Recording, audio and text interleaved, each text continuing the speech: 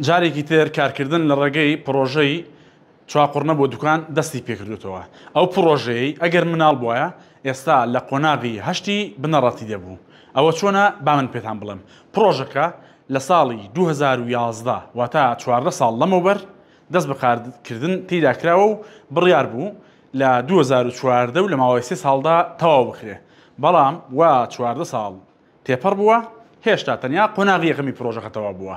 پرۆژەکە لە سێ قۆناغ پێ دێ. قۆناغی یەکەم لە مەفرەقی حاجیەوە دەست پێ دەکات تا دەگاتە مەفرەقی ئەو ڕێگایی کە لە بەنداوی ئیسماقوڵیەوە دەردەچێت کە 18 کیلۆمەترە و تەواو بووە. بەڵام چۆن تەواو بوون یەک تا ئێستا نە ئینارەی بۆ دانراوە نە هێڵەکانی ڕێگاکە کێشراون و شۆفێران بەسەریدا تێپەڕ دەبن.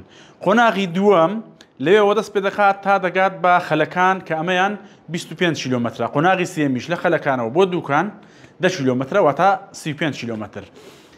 ئێستا جارێکی تر کارکردن لە پرۆژەکە دەستی پێکردوتەوە. کۆمپانیایەکی نوێ بای 8 ملیار دینار ئامێری کڕیوە و خستوویەتە سەر ڕێگایەکە و ئێمە قسەمان لەگەڵ بەڕێوەبەری پرۆژەکە کرد باسی لەوە کرد لە زووترین کاتدا دەست بەکارکردن دەکرێتەوە و پێویستی بە زیاتر لە 1000 ڕۆژە واتە 3 ساڵ بۆ 3 ساڵ و 4 مانگی تر ئەم ڕێگایە بە تەواوەتی جێبەجێ دەکرێت. پرسیاری ئەومان لێ کرد ئایا ئەم جارەش وەک جارەکانی تر ماوەیەک کاری تیدا دەکەن یاخود دواتر دەستی لەڵ دەگرن. ئەو باسی لەوە کرد دنیایەک پارەیان خەرج کردووە لە کڕینی ئەو هەموو ئامێرانە ینی ناکرێت جارێکی تر دەستی لەڵگرن.